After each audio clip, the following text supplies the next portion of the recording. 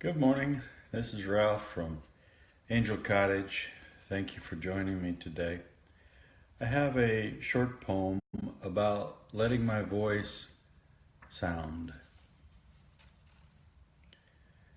I feel I've been silenced most of my years. First by oppression, then by my own fears. But little by little, my voice has been found. Now, through these lines, I let my voice sound. Thank you for joining me today. I hope you have a great day.